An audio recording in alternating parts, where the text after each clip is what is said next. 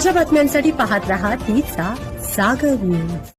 आज सांगली जिल्ह्याच्या वतीनं या ठिकाणी ज्या ज्या गावामधून शक्तीपीठ जातोय त्या त्या गावातला नागरिक या ठिकाणी आलाय, शेतकरी या ठिकाणी आलाय। महाराष्ट्रात लोकांना प्रश्न पडलेला आहे की लोक नको म्हणतात तरी रस्ते हे का करतात। लोकांना कळेना की आम्ही आमचे पानन रस्ता मागतोय, गावाला जोडणारा रस्ता मागतोय, तो दिना झालेत, पण आम्ही कधीच अर्ज केला नाही असा शक्तीपीठ महामार्ग हे सरकार का करतं। आता पात्रादेवीला परवा मी गोव्याहून येताना पात्रादेवीचं मंदिर बघायला गेलो, मागूच नाही, एक छोटा बोर्ड लावलाय पात्रादेवीकडे, पत्र्याचं शेड आहे, गावातल्या मसोबाचा दगड पण त्या पात्रादेवीपेक्षा मोठा आहे, पण मी पात्रादेवीचा अवमान करणार नाही। आपली देवी आहे, आपलं काय ऑब्जेक्शन नाही, पण पात्रादेवीला जाण्यासाठी रस्ते आहेत, मार्ग वेगळे आहेत। त्यामुळं माझी सरकारला पुन्हा एकदा शेवटची विनंती आहे की सरकारने हा शक्तीपीठाचा महामार्ग काढण्याचा उद्योग बंद करावा। जनतेचा विरोध काय आहे हे आपण बघता। एवढ्या आमच्या भगिनी आलेल्या आहेत, भगिनी कधी सहजासहजी रस्त्यावर येत नाहीत, पण त्यांच्या जमिनीला, त्यांच्या नवऱ्याच्या, त्यांच्या पोराच्या जमिनीला तुम्ही धक्का लावायला लागला म्हणून आज फक्त एवढ्याच महिला आल्या आहेत। कदाचित हे सतत पुढे जात राहिलं तर 10-20 महिला या ठिकाणी जिल्हाधिकारी तुम्हाला भेटायला येऊ शकतात।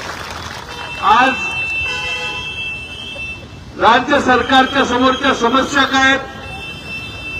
राज्य सरकारच्या तिथं आझाद मैदानात परवा उपोषण झालं। उपोषण शेतकरी करतो, महिला करतात, आमच्या अंगणवाडीच्या सेविका करतात, आमच्या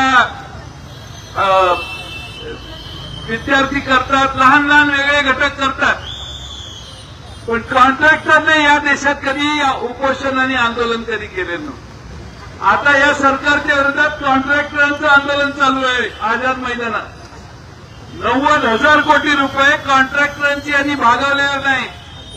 केलेल्या कामाचे मागच्या वर्षी आमदार फंडाची जी कामं केली त्याचे पैसे अजून आलेले नाही, नवीन आमदार फंड अजून आलेला नाही, हाय आपण ऑगस्ट महिन्यात।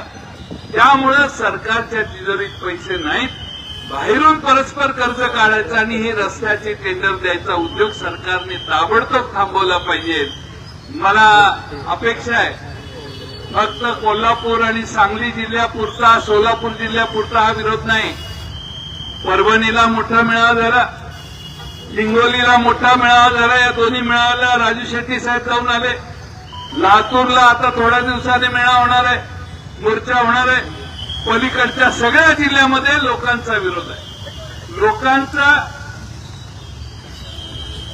लोकांचा विरोध असताना आम्ही सरकारच्या बाजूने असणाऱ्या आमदारांना म्हटलं जरा बोला, एक आमदार बोलत घाबरले। सत्तेत असणारा एक पण आमदार बोलेना, एक पण खासदार बोलेना। एक तर त्यांनी पाठिंबा जाहीर करावा, नाहीतर या शक्तीपीठाला विरोध करावा, दूध का दूध, पाणी का पाणी एकदा त्यांनी करावं। दोन्ही बाजूला राहण्याचा उद्योग बंद झाला पाहिजे। आज मित्रांनो, माझी आपणाला कळकळीची विनंती आहे, आपण एकसंघपणाने सरकारचा अतिरेक परतावून लावूया। मोजणी करायला जर मोजणी करायला जर सरकारी यंत्रणा आली तर तुम्हाला काय करायचंय माहिती आहे। सरकारने अलीकडे खास अधिकारी या जिल्ह्यात पाठवले आपलं मोडून काढायला, पण आपणही तेवढ्या ताकदीनं इथं जेल फोडणाऱ्या वसंतदादांचा हा जिल्हा आहे।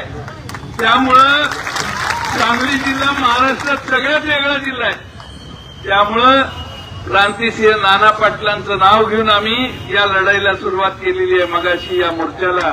आणि म्हणून माझी तुम्हा सगळ्यांना विनंती आहे की आज आपण निवेदन देऊ, सरकारला पुन्हा जाग आणण्याचा प्रयत्न करू। सरकारने या बाबतीत पुनर्विचार केला पाहिजे। अशी शेवटची एकदा विनंती या जिल्ह्याच्या वतीने करू.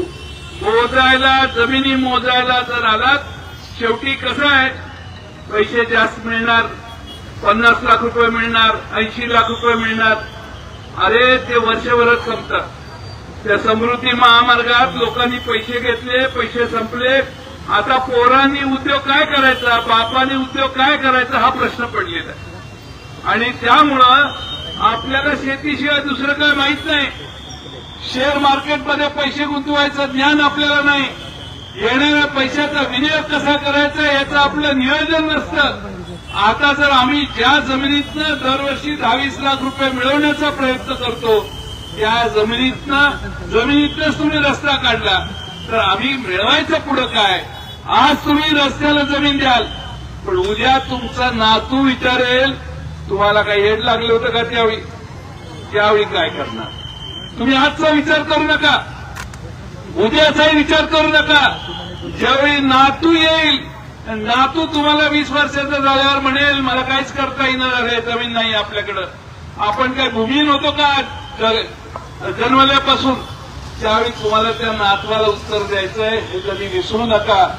पैसे येतात आणि जातात, पण जमीन कधी जात नाही. की जमीन काढून घ्यायचा उद्योग ही लोक करायला लागलेली असतील तर आपण ताकदीनं त्यांना विरोध करावा. आज राजू शेट्टी यांनी सगळ्या जिल्ह्याच्या शेवटपर्यंत नेतृत्व करून आपल्या सगळ्यांना एकत्रित करण्याचा प्रयत्न केला. आमचे विजी काका, आमचे कॉम्रेड गुरव साहेब सगळेच हे 24 तास काम करतात. ते कुठल्या पक्षाशी संबंधित नाही. आज शिवाय जयसिंगराव शेंडगे बापू पण आले. सगळे अतिशय मनानं, तनमनाने आणि धनाने सगळे प्रयत्न करतायत या रस्त्याचं आक्रमण पाठीमागं घालवण्यासाठी.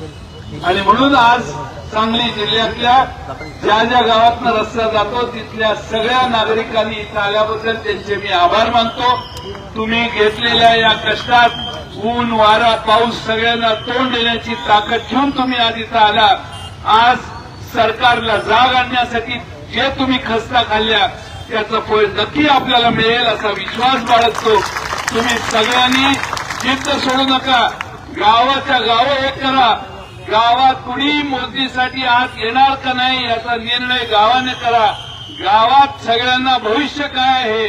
अहो आज तुम्ही जी जमीन ज्या दरानं देणार आहे त्याच्यापेक्षा 10-20 वर्षांना त्या जमिनीची तिप्पट किंमत होणार आहे. आणि जी जमीन तुमच्या हातात लाख मोलाची आहे ती जमीन एकदा गेली तर विकायला पण काही शिल्लक राहणार नाही. आणि म्हणून हा शेवटचा निर्वाणीचा इशारा सरकारला देऊया. सगळे रस्ते सुधारा. सोलापूरवरून हा रस्ता येतो तो पाहिजे 7-8 पदरी करा, आमचं काय म्हणणं नाही, त्याच्यावरून या.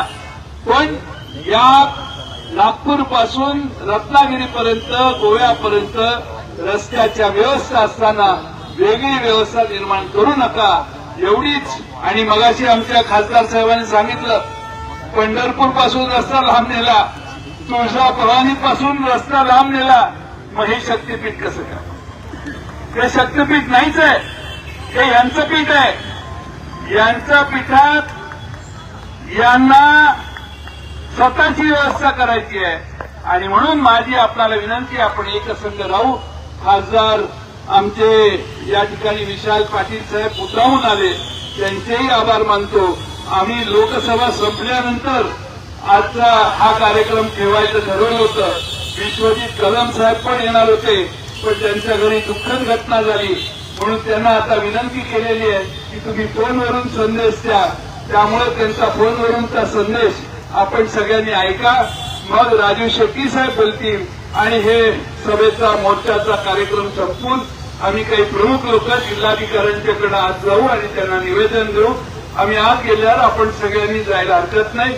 मी विश्वजित कदम यांना विनंती करतो, आपल्या समोर त्यांनी त्यांचं मनोगत मोबाईल फोनवरून व्यक्त करावं. पाहत रहा तीचा जागर न्यूज.